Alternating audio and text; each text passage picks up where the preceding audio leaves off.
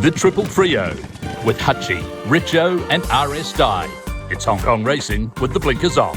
Hello everyone, welcome to another edition of the Triple Trio as we look forward to a huge weekend of racing in Hong Kong, and we do it with the best form analyst in Clint Hutchison in Hong Kong and the Hall of Fame jockey in RS Die. Hutchi, congratulations, you've started the season in style, 2 meetings, plus 13 units are up and about. Yeah, it was nice to get off to a good start because it can be a little bit tricky early in the season, as we have pointed out in the past, but Sunday was basically a chop out, pretty square, but surprisingly Wednesday worked out quite well at the Valleys, which was a pleasing result. So nice few wins on the midweek card. Amazing Victory was simply that. So winners with Amazing Victory, Valiant Elegance and Gold Baby.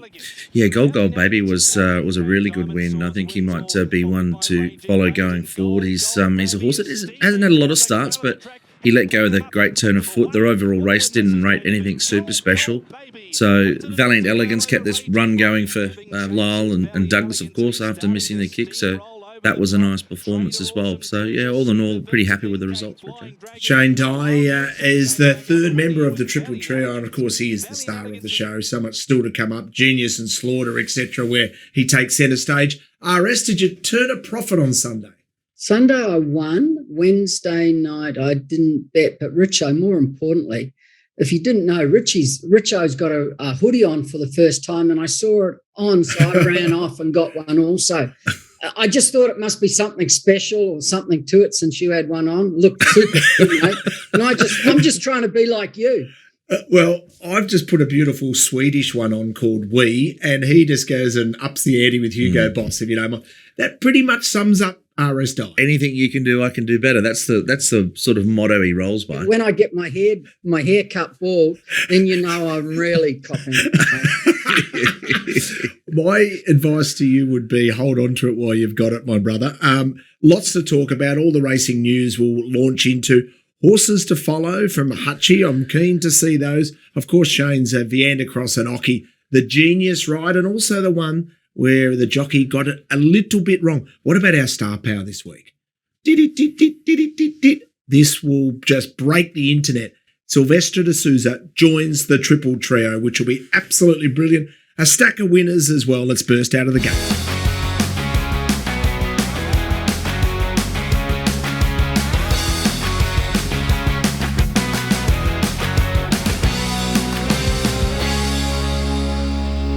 We burst out of the gates, and Shane, talking about bursting out of the gates, Zach Purton burst out for the flyer. Jojo's away, and Zach's got 4 on the board.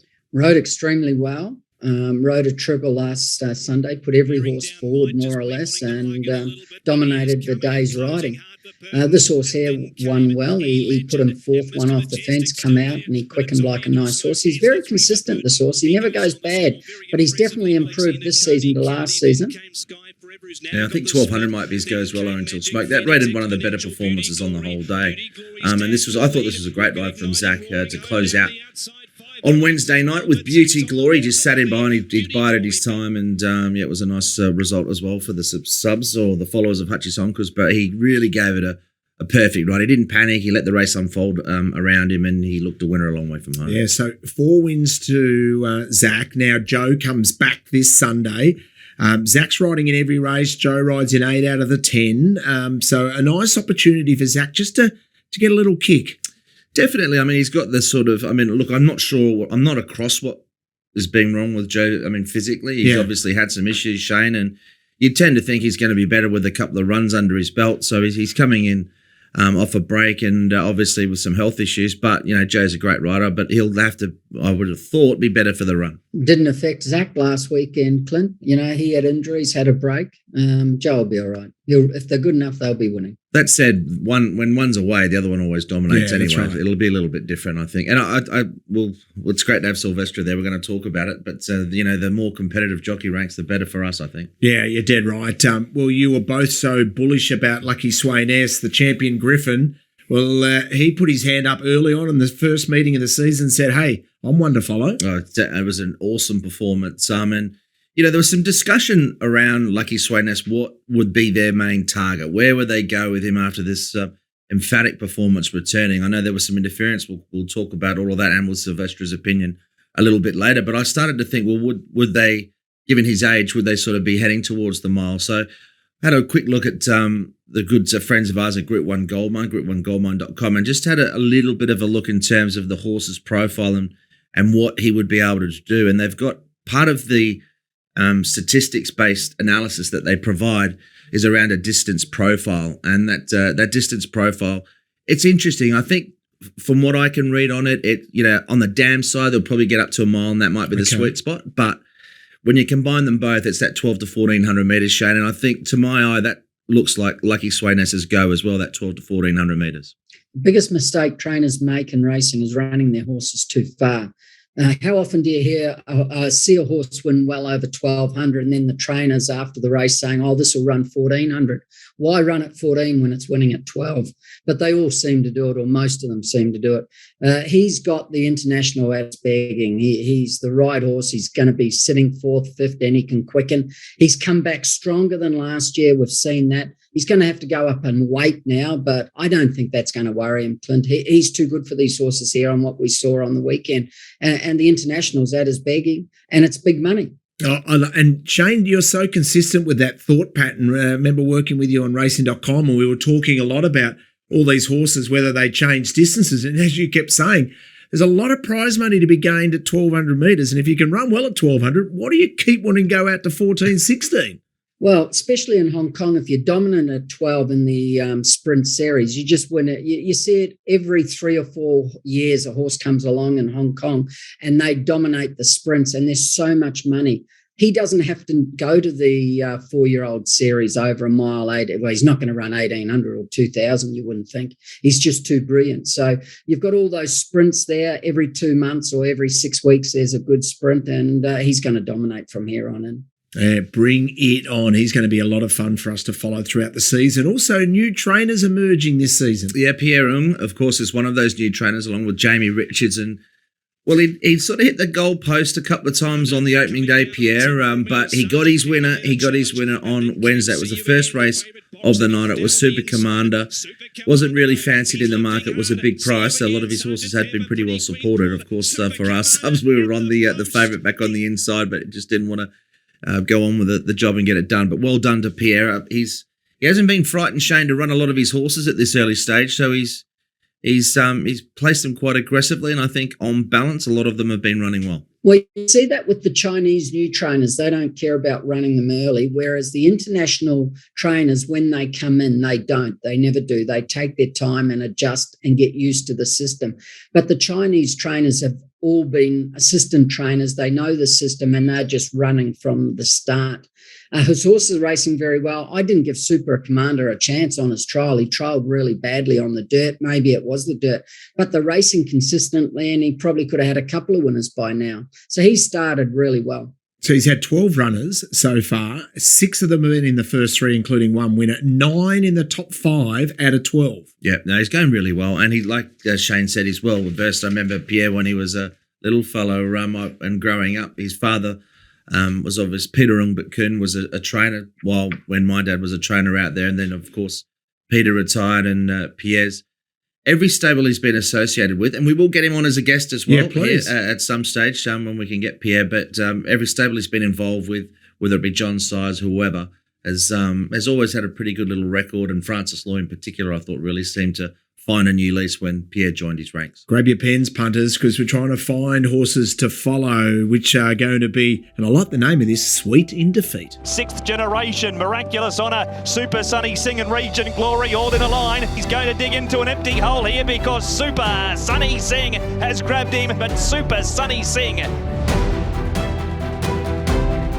All right, Hutchi, who made their way into the Sweet in Defeat file that we can follow for future wins? Yeah, I think there's a few nice runs, particularly from the opening day, and we mentioned how the track would play. It wasn't a typical A course. It was a lot more even. I think you could pretty much win from anywhere, and it was a touch outside, slower than I think standard, but, where the rail can be really off, as Shane has pointed out, it wasn't on the weekend, but these are horses that really ran on really well. Sunny Baby posted the best final 200 at the meeting. Now, he's a Class 5 horse. He should really be able to win one. And also closing off strongly was the Hulk. I'm not sure where they go with the Hulk. He was a play for us, but he just didn't have much early gate speed. But that 1,1400 metre mark. Importantly, with the Hulk, the Hong Kong handicapper did not put him up a pound.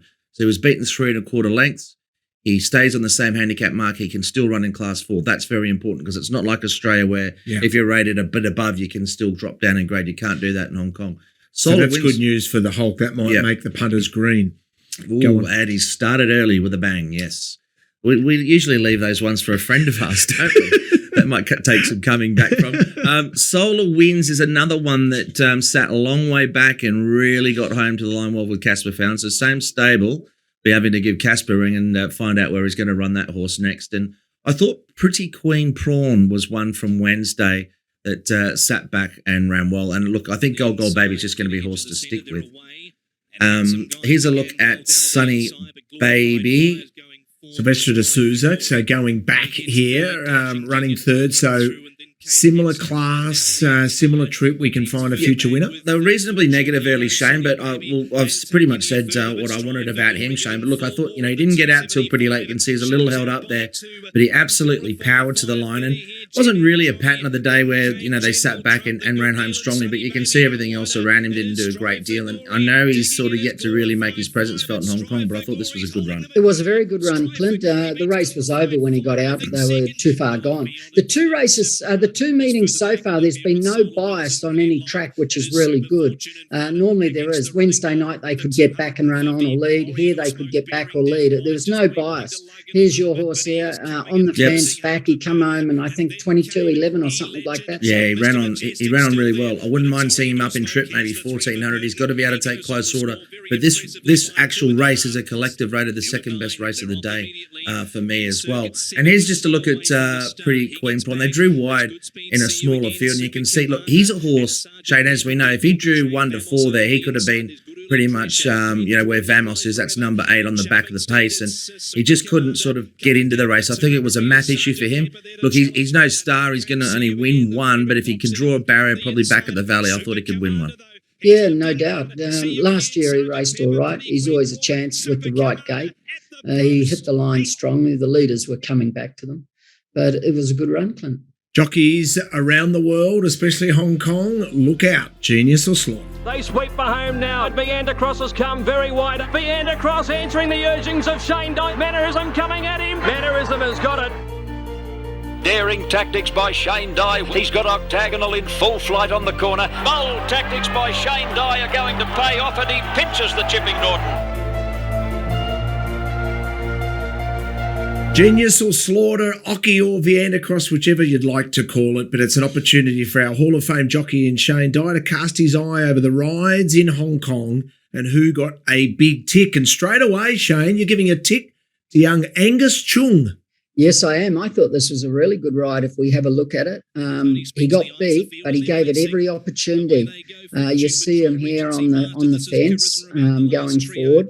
Now, this horse can lead, but he took a sit. And most young kids would normally put the pressure on and lead, but he never moved on this horse. He gave it every chance. And for his first ride in Hong Kong, I thought it was outstanding. The horse didn't win, but if you just watch, he just axes him. But the good thing about this ride was at the 600, he just eased his way off the fence and gave him a clear run. I thought it was outstanding, Clint, for a first ride by a kid.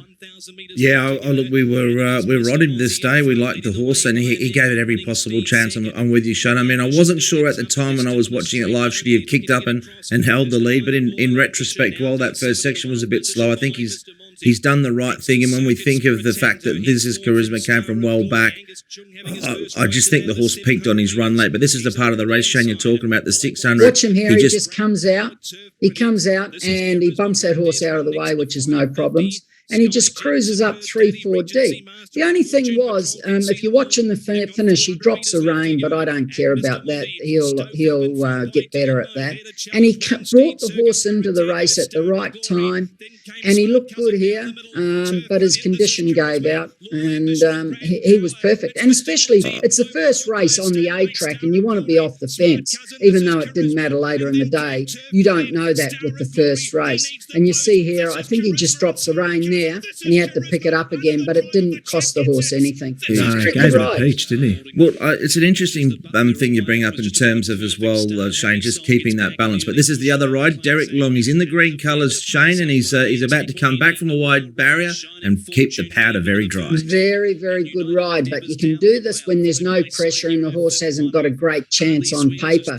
His last run was all right last year, but his form before that was no good. He gave him every opportunity from a wide gate. He just sat back. He was going to come out here at the far turn for a few strides, but he switched back to the fence there, and he just eased his way out in the straight. He never got him off balance, and when he could see a clear run, he really went for it.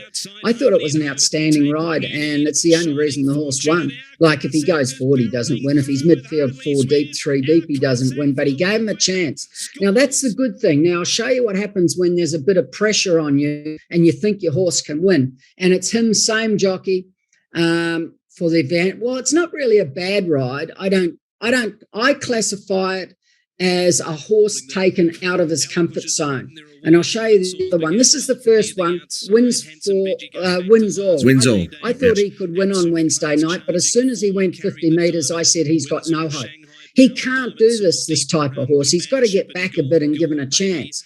In a 1,400 metres, he's always up there, but not over 12s and 14s. And when he went 50 metres, I said, well, he's got no hope.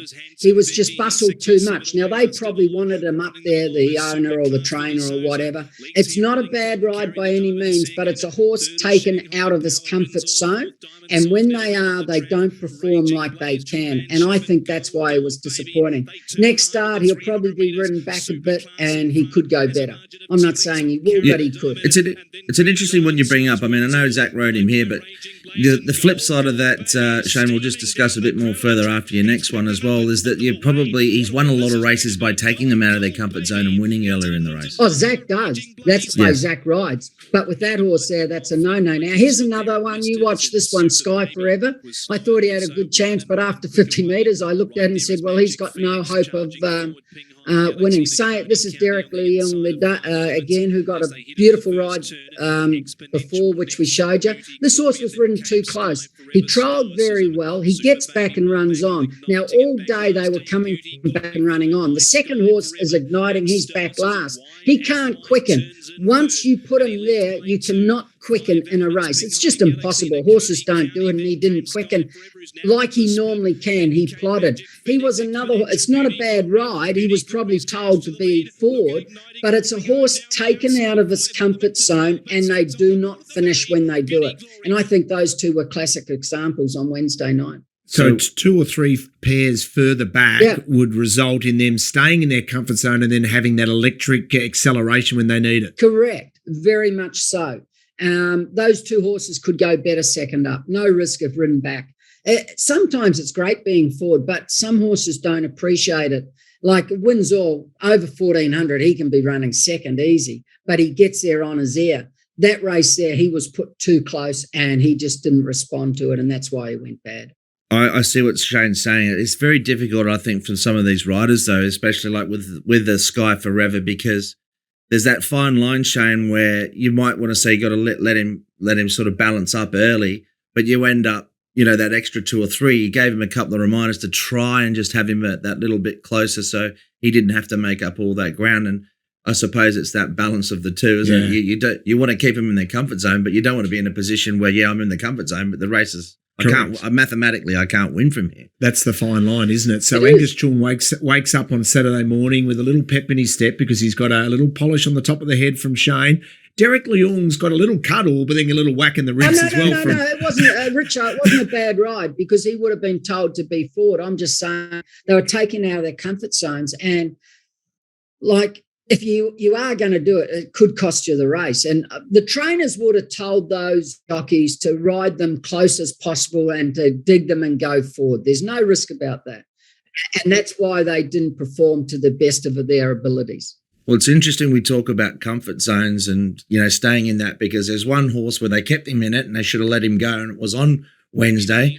I'm not sure what Shane thought of this. Have a look at this now. Hero Star, he's that horse there. He's a leader. He can lead and win. Look at the rider there looking around, and he hands up the lead. He's done no work. He's pinged and found himself in front.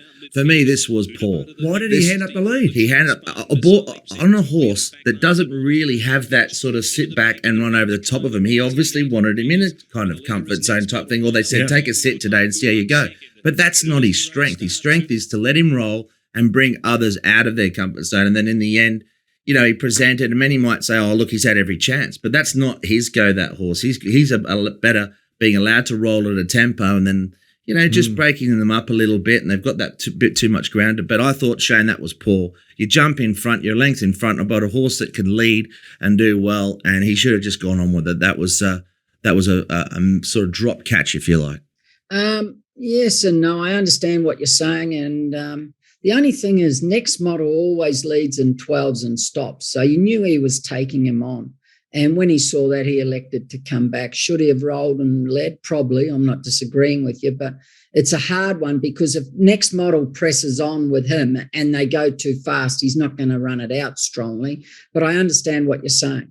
Well, to me, Karras didn't cross him until halfway down the back, and he had got all that time, and he was already in front of him. He just needed to hold it. Next Model would have parked outside him, and it just puts everything back. But it's a difference of opinion. Shane, absolutely. I like him leading that horse. I'm not disagreeing with you, but I can see why he did it. You know, it wasn't a lay down misère to me, whereas he should have just done it. There was two options, and he took the other one, and as it proved after the race, it was the wrong one because he ran fourth.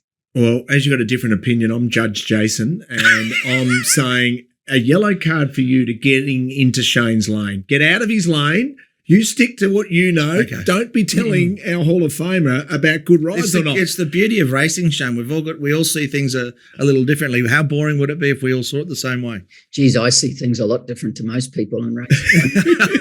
People ring me and say about this, and I just go, "Are you kidding me?" In every aspect of life, trust me, he sees things very differently. Let's talk about world racing.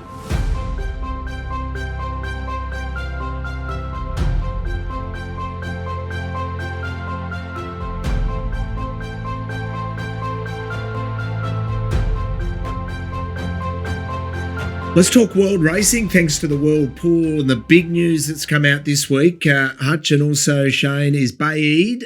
William Haggis and the whole Shadwell team have decided not to go to the Arc on a rain-affected track, which traditionally it is 2,400 metres. Champions Day, they're going to race at Ascot, 2,000 metres. I think it makes perfect sense. If I owned the horse, you'd make the right call. Well, John Gosden agrees with you. That was interesting, wasn't it? That other trainers are sort of chiming in and giving their opinion of it. I can agree as well, I would have thought. I mean, the issue that I've got, and I'm not, whilst the Arc has the prestige and it's and all the Europeans feel it's the best race in the world, it's just those conditions. I don't know how much you can read into it. Over a mile and a half on a bog track more often than not. I don't think that's a real test of who is the best in the world over a mile and a half for mine. I just don't think it's true. Well, they've just been unlucky with the weather. 6 out of the last 10 years, it has been significantly rain affected.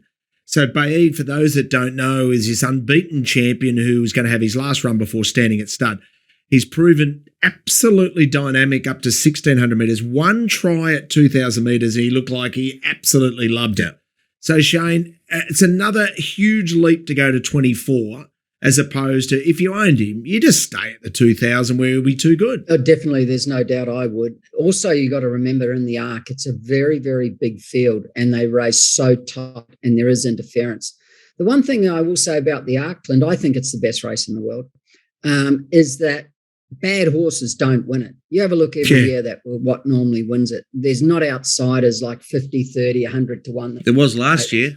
Was there? There's the odd poor winner, but I think Shane makes a fair point. Just for me, the champs win. If it was on a good surface, but more often than not, it's not. It's often really rain affected. We've seen a lot of Japanese. It's interesting. The Japanese desperately want to win it. They go over there, but they're getting conditions which they've probably got the Arc winners, but it's getting beaten at home on good tracks, and is looking for a wet track with some of their pedigrees, but. I just don't think you get a real reflection. I mean, the good ones, they say, handle any going. I mean, the best wet track of all time, it's got to be Winks, hasn't it? Oh, she was damn good. She was unbelievable on a wet track, but Strawberry Road. Oh, he liked a wet track. Yeah. He loomed up to win an Arc ran top 5. Shane, did you ever ride in an ARC? No, I didn't. No. I think Strawberry Road won a group race in America, didn't he? Yes, yeah. And also he wore the boxing kangaroo colours when he raced in the ARC, and he loomed up to win, hit the front, gave us all a big cheer.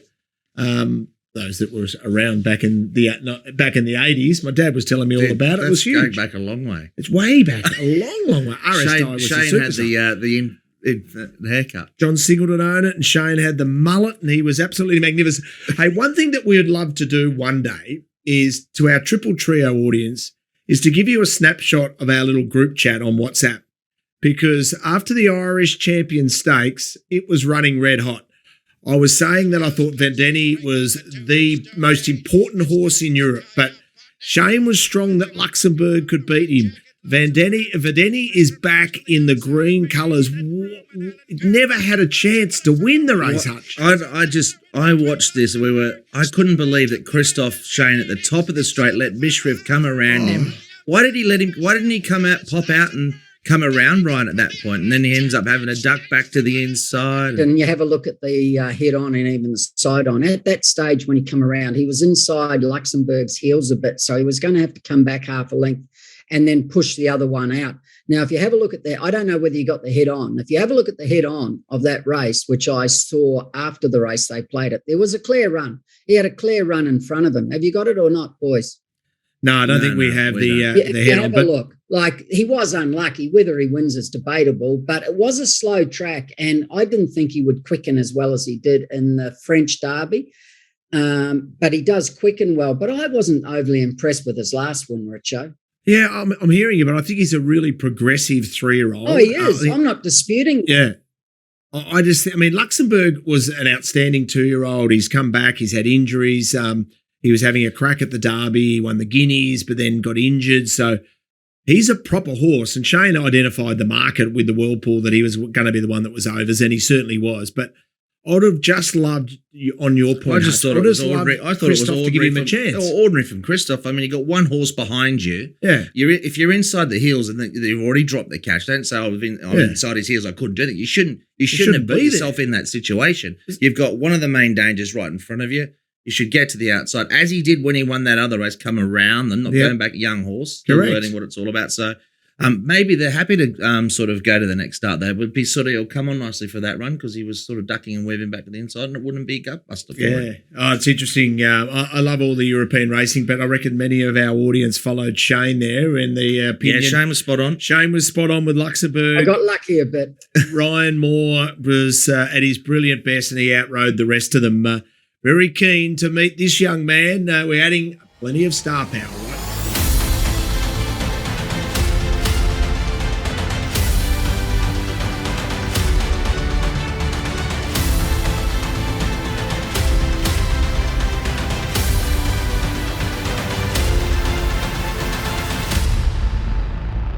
Well, let's add some star power. Brazilian-born champion jockey in Europe, Silvestre De Sousa, our very special guest to the Triple Trio. Silvestre, thank you so much for your time. Welcome to the Triple Trio, and welcome back to Hong Kong racing. How you settled in? Yeah, thanks. Yeah, and great. And the people has been very support, from day one since I came to Hong Kong for the first time. And obviously, I think it's my 50th time in Hong Kong. I come in and off. But been good. I've been very lucky, and I managed to start in a couple of nice horses, and and managed to get a win, and a couple of horses running well, and no, it's been good so far. I've been quite busy in the mornings, and just trying to build connections, and I hope to take me a bit further. And just settling into your new lifestyle as well. I know COVID's pretty present in Hong Kong versus being in Europe. Yes, absolutely. And in Europe is everything pretty much normal. We all back to normal. But over here, things is still a bit cautious and about COVID and very restricted. But yes, we've been managed for the last 3 years. So I hope this doesn't take too long to get back to normal. Silvestre, it's every jockey's dream there to kick off their stint with a bit of success, and you kicked off in really good style, of course, aboard Lucky Sweynesse. It must have been a big thrill. Firstly, tell us about the thrill and tell us about the horse. Well, and it's funny, like I was looking the card and I had few rides, and but he's a lovely horse, and I think he got a very bright future ahead of him, and he's still a bit of babyish. As you could see, he jumped a little bit slow from the beginning, but I got him in the moment to go in, and just coming today, Honda, he just sweet leads and he went a little bit inside, but he's just babyish. Obviously he had a few races, but he's still a little bit immature. Probably he's smaller, a little bit slow learning, but when the penny dropped on him in the last 300, wow, he gave me a fantastic feeling. And I know he carried low weight in that day, but he motivated really strong in the finish. Yeah, he'll be a horse that we can follow with so much confidence throughout the season. His acceleration was outstanding. Silvestre, before we allow Shane Dye to get you in a headlock and chat about all your rides coming up and give you some analysis, tell us, what's it like to win the great race, the Dubai World Cup? What was that experience like? It was a great experience, and to now, and probably it was a race, and I always want to win. And that day, I picked the horse I want to ride. We had a horse called Prince Vision, was I think second favorite, and and they asked me which horse I would choose, and I choose African Story, and I think it was 12-1.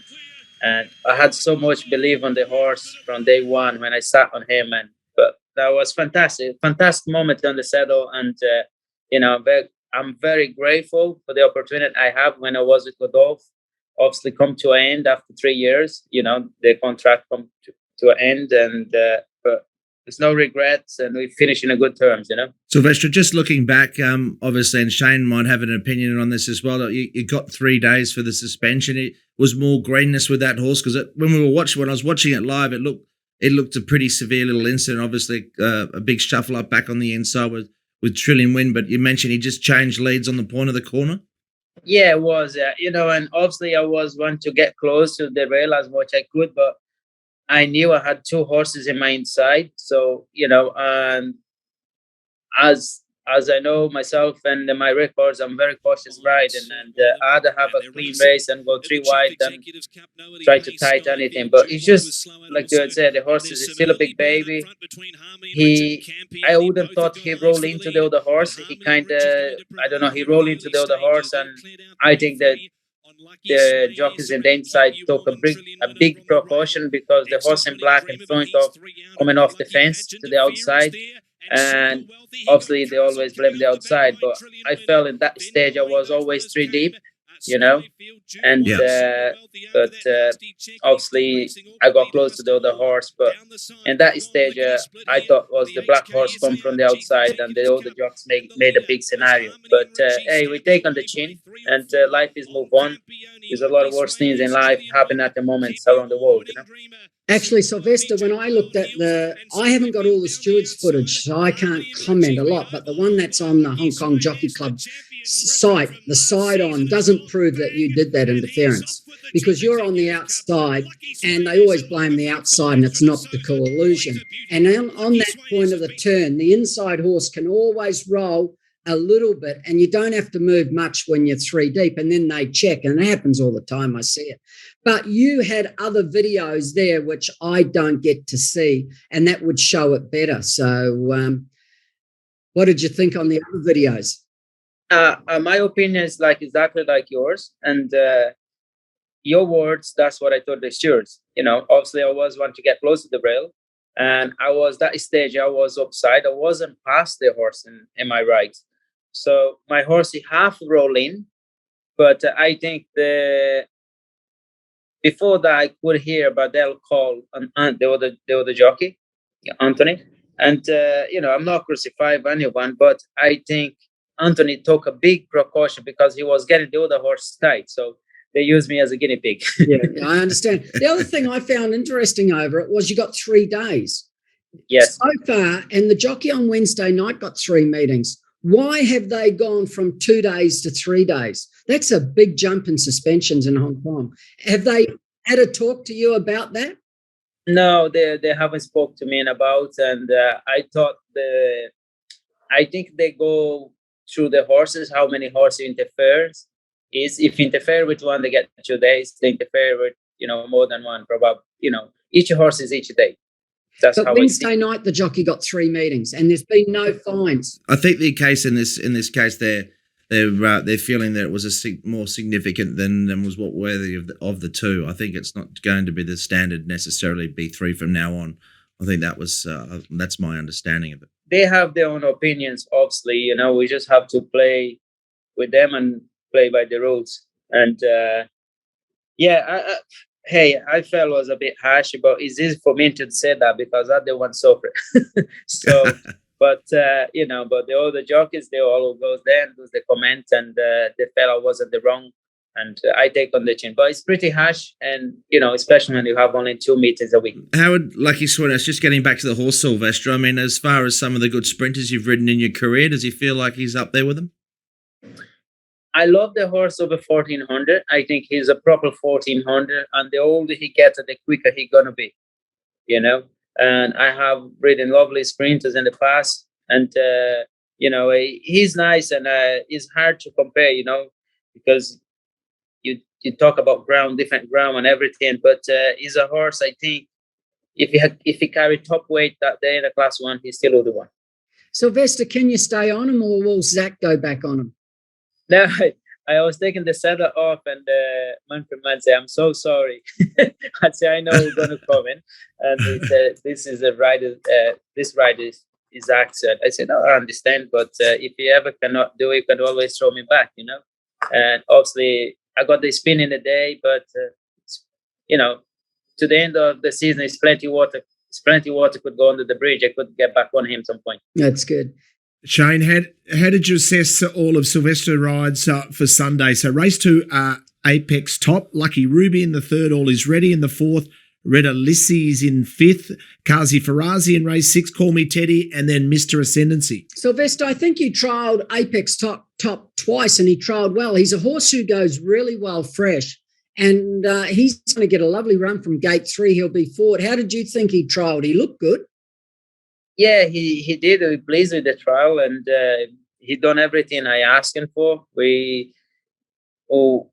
I think he's going the right way, and obviously he carried a lot of weight, 113 pounds, 132 pounds, and but yeah, I think we could be very competitive, So good gate, and if we have a smart jump, and we can place him somewhere and around the middle, and just give him a chance, and we hope to get a lucky run, Lucky Ruby, you didn't trial him, and I don't think, did you, in race 3?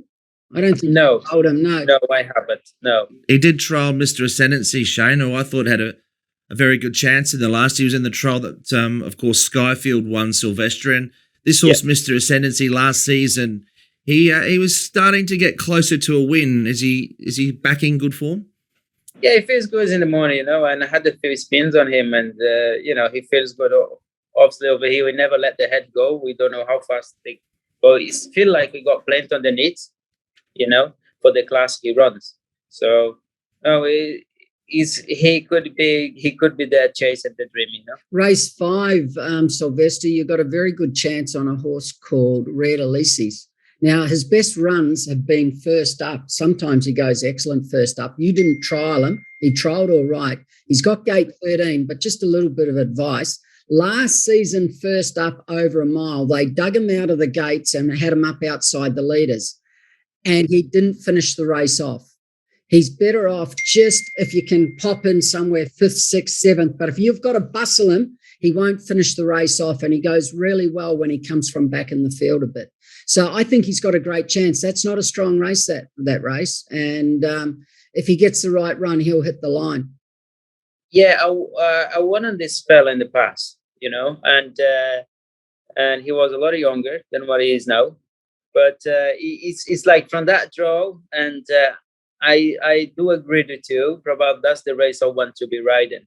And at the same time, we have to be very awareness with the pace, and because to me he doesn't really quicker. As long as you don't use him too much, he keep lengthening, and the ideal is to be drawn 2 or 3.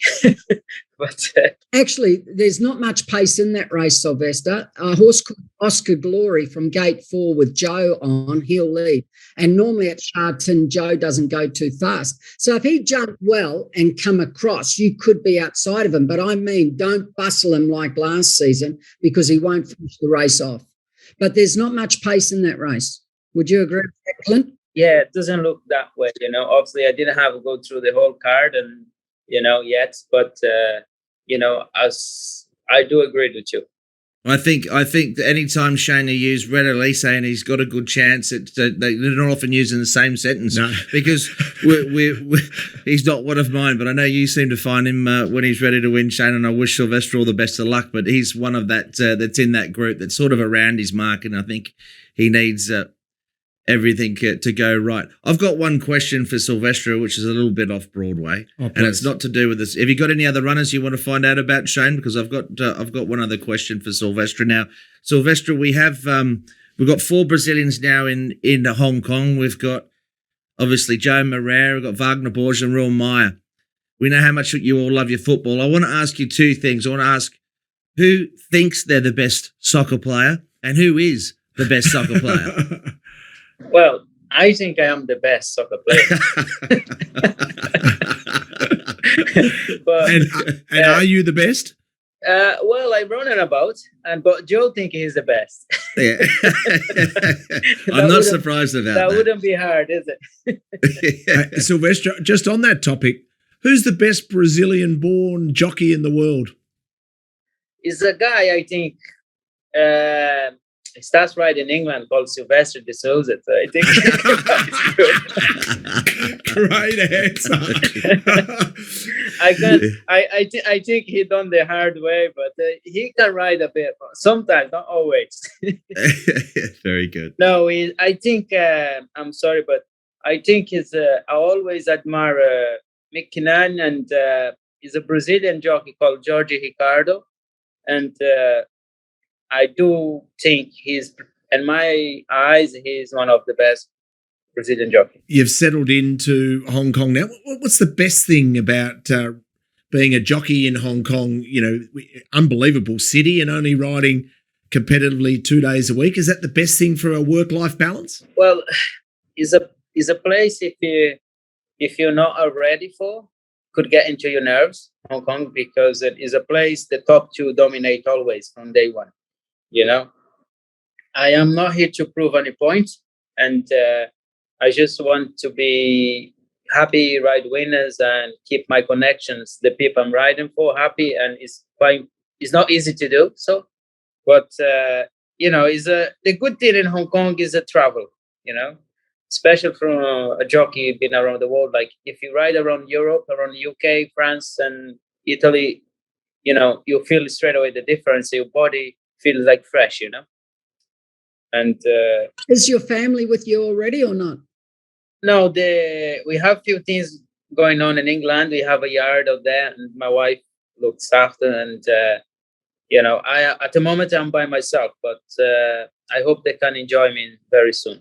Christmas time. Oh, you're lucky that Shane's not over there to lead you astray then, Silvestre.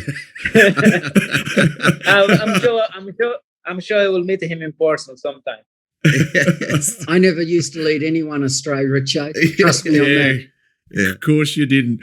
Silvestre, we love having you part of the Hong Kong racing fraternity. We'll be barracking for you throughout the season. We'd love to chat to you a little later on in the season as well. Thanks for your time, mate, and good luck for a great season. Thank you so much, you guys. And, we hope we have another go sometime. The one and only Silvestre De Sousa. Well, what a star he is. He's been a star all around the world, and he's calling Hong Kong home now.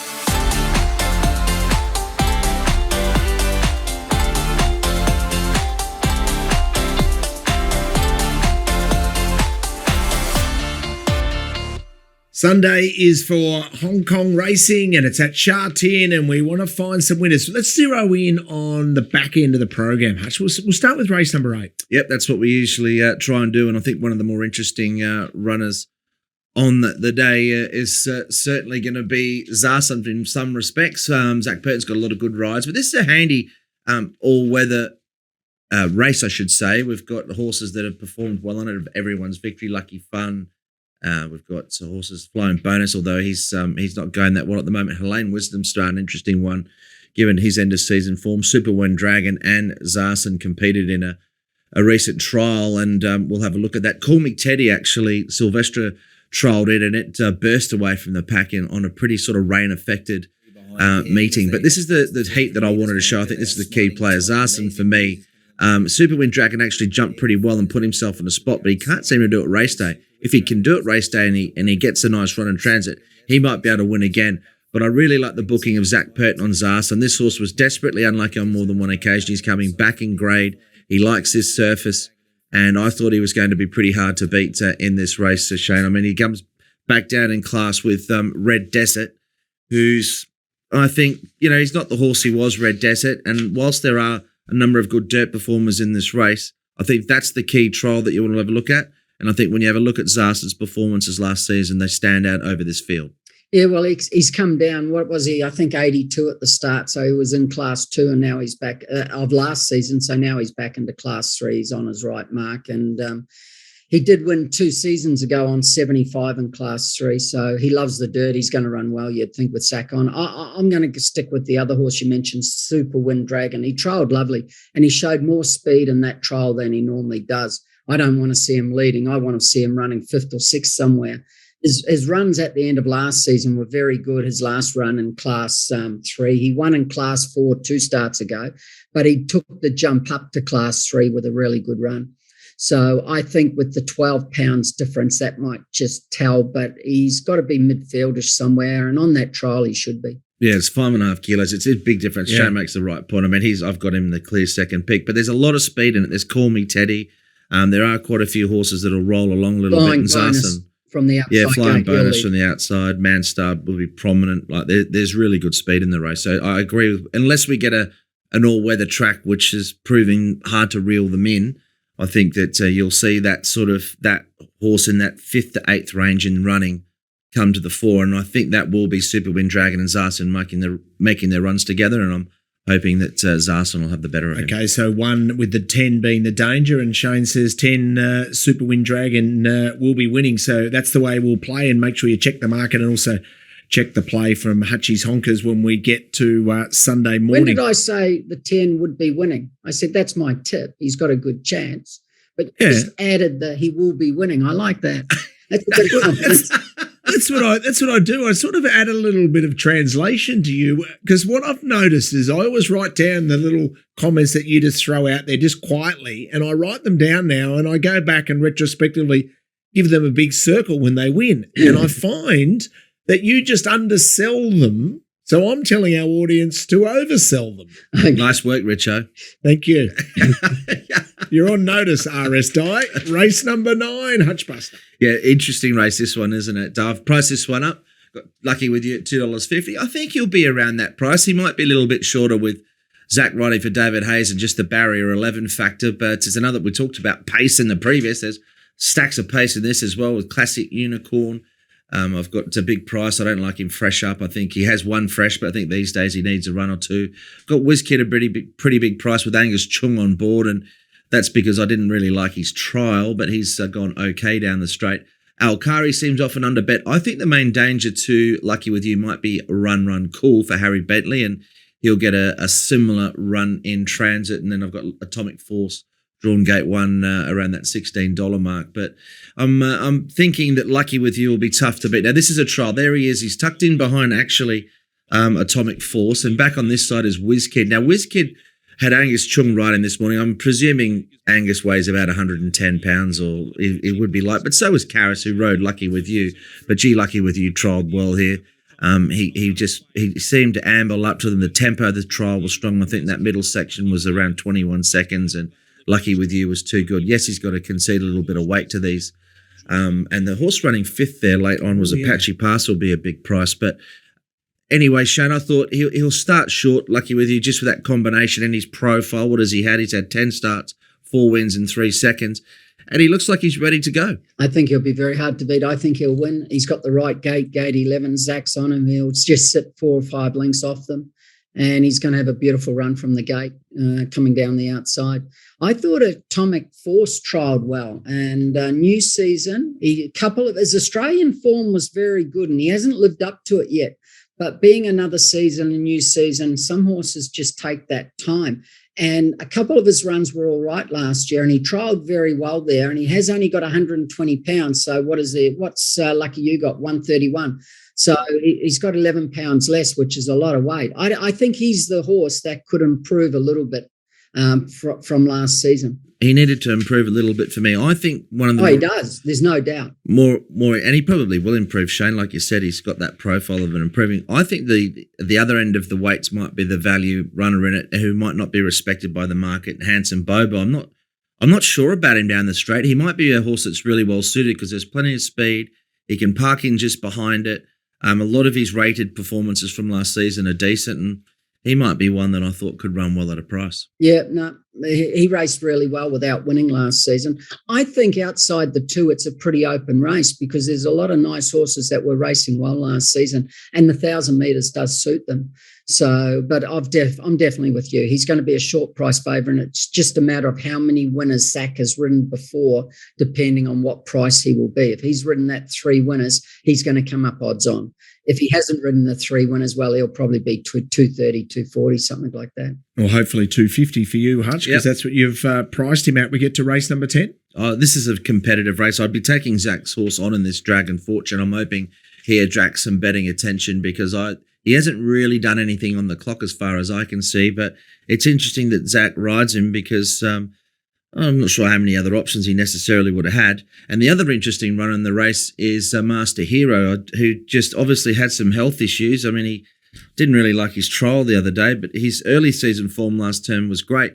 But I think the man that we interviewed will be a big player. John So's got a couple of good runners. We'll talk about some of his stable in a moment or two. I'm not sure they've come back absolutely firing, but Eremo is going to attract a fair bit of attention considering he ran against the bias the last time we saw him. But this is the horse that I want to play. I want to play Mr. Ascendancy, and I'm hoping we can get an each-way price about him. He's pretty consistent. I just think he's ready to go. His recent trial was good. I know the track will be nothing like this. This was a bog track for Hong Kong standards, and I thought he ran pretty well. But his form prior, Shane, was decent behind Silvestre and looking cool. I think he maps to get a nice run, and for me, he's the one that I want to be with, and I'm hoping that they back a couple of others that I don't really like, namely Dragon Fortune, possibly Master Hero, and I think with Sizer's horses sort of just running fairly so far this season, maybe Eremo can be taken on again. Master Hero, I don't think there'll be money for him. He has 2 runs since his injury were no good, and his trial was no good. You got to see him do it again. He's got the ability, but since that injury last year, he hasn't produced anything in trials or race day. The horse you're tipping, he runs 3 placings, I think, his last 3 starts, and they're all really good runs. He's definitely got a chance. His trial was good. I thought the Toppy Chariot Grace trialed really well, and he can really put in a strong run sometimes. I know he's got the big weight. He'll sit back and he'll charge home. I think it's a very open race. This Clint, I don't think anything stands out, but I'm not going to disagree with your tip. But the one I thought could run a race was Chariot Grace. What was your opinion on Dragon Fortune? Because I wasn't really a fan. I know he won a couple of runs back, but for me, I just don't think there's been any real substance to his wins, and he's been sort of fortunate and well placed up to this point. I think he might be near his mark. What did you think of him? Okay, he had a very easy trial in China, and he wasn't tested, so it was hard to get a line off. He goes very well first up. You know that. He's gone well before. He's a horse who either wins or runs nowhere. Gate 10, he'll be midfieldish, I would think, although sometimes he can go forward. I'm not convinced about him, but if he won, it wouldn't be a surprise to me. Zach's on him, which is a bonus, of course. But no, I'm not convinced about him either. But as I said, it wouldn't be a surprise. Maybe it might be worth having a look at the market. Yeah. I think he'll be soft late if he's short early. I'm happy to take him on. Okay, that'll be interesting to see your staking plan there. Also, John Si's got 2 runners in this race. Just quick analysis of John Si's, the champion trainer. So he's had 12 runners so far over 2 meetings, 3 placings only. He's only got 4 runners over 3 races on Sunday, so a soft start. he generally does start a bit quietly, but I think I know Shane's, and his record says every other year he goes close, but for me, he's almost won the last 2 championships. I mean, last year he trained so many winners that he'd win any other year, and I looked at his list. I'm thinking he's going to have the worst year he's had unless he can turn a lot of horses over. I've looked at his top end. I think a lot of them are on their mark. These are the kind of horses that will come through. Eremo and Red Titan. I think they've got a couple in them. But he's probably got 15 to 20 horses from that class 1 to top of class 2 level that, for mine, I think they're on their mark, and he needs to sort of turn them over. And then how quickly can he regenerate things? So that remains to be seen. He's got 10 horses already there that are new ones for this season. So he'll do well. He does every year. But I feel Shady's coming back off basically a year where I know he didn't win, but it was like he did win because he had so many winners and a lot of them are on their mark. I think it's been 3 years since he's won, and that's the longest in Hong Kong in the 21 years he's been in Hong Kong. He's never out of the top 2, probably. I don't care how slow he starts. He's going to finish strong, and he's going to have winners, and he'll be up there. He always is. You know, when you've done it for 21 years and you've been first or second every year, you're not going to all of a sudden not do it. So he finds a way, and he will again. Incredible trainer, isn't he, John Size? Let's have a look at our very best bets for the weekend. So where do we go, Hutch? What's the best for you? I might look at this point in time, and of course it's subject to change there on the weekend, but I'll definitely be making Zarson one of my main plays on the weekend. There's no question of that, and I think there's a good opportunity to back him at a reasonable price because I'm sort of thinking there'll be money for a couple of runners in that race. I've got one at a price as well early in the day. I think California Veins will be a very short price favourite, maybe one of the shortest at the whole meeting, but there's a horse that trialled well in it called Miracles, and I think it was highlighted in a pre-season article I did on the trials. I thought he trialled really well. It's as simple as this. I think he's come back a better horse, and his trial was excellent. I think he'll be a little bit of value there with California Veins starting short, and I'm happy to have a Quinella in that race as well. So Lucky With You looks hard to beat. In terms of what's the absolute best, at this point in time, I'll say Zarson. He'll be one of the main plays. Whether or not he's the absolute best, we'll have to wait and see. Or you can log on to hutchieshonkers.com and just check it all out. We're having a good start to the season, and hopefully we can keep it going. 13 units already in front, if you don't mind, over 2 meetings. So that's Miracles as race 1, number 8, Zarson, that we've spoken about. RS Die, could I be so bold as to ask you just to ease your way onto the edge there and give us something? Mate, since you dressed me today with the hoodie, I'll give you a couple, mate. I love it. It might have made me look a little bit better, but that's going to be hard to do. You look even younger, Shane. You're looking fresh, bro. I don't know about that. I need these glasses now. Race 9, Lucky With You, he wins, I think, Clint. He's going to be short, but his trial was very good. He's got the weight, I know that, but he's a horse going higher. And in race 5, I know I mentioned Red Elises before. He'll run well. There's a horse in there I think will be very close called President's Choice. He trialled extremely well the other day up the straight, and he looked good. And he's had a few seconds last year, and it's not a strong race, that. I know Darcy Joy will get a good run from the gate, and back in class 4 will go well. And, of course, the other horse, Red Elises. And Oscar Glory will get a soft lead. But I thought President's Choice, if he's the right price, would run a race. Okay, so Karis Teeton, it'll be a punting bonanza on Sunday for our Australian audience. So Flemington meeting on a Sunday, Brownlow Medal night, Sunday night, where you can just back every one of your favourite players. Just before we go, Shane, what about the Bledisloe Cup? Did you watch that last night? What was going on there? What's this referee? Did you see the game? Well, that's what happens when you waste time like you are. We're not wasting any more time. The All Black who's wearing all white today says, bang, take that as the Kiwis were too good. Unbelievable. Worst decision I've seen in a long time. You're wasting time, so is Shane. I don't know. I watched Cronulla Sharks play last week and they were robbed. Oh, my God, there were some bad decisions. The referees in that NRL are just disgraceful. The decisions that are going, your team was robbed, Melbourne. Oh, my God, they should have won. The decisions that went against them lately. Don't get me onto NRL with referees. I don't know how they've got a job. Well, we're running out of time. It's always lucky being with you, Hutch. You are my president's choice. It's a miracle that we've done this show yet again. Nice. And when in doubt, always back the Sun. Zarsun is the one we're tipping. Hope you enjoy the show. Let's do it all again next week.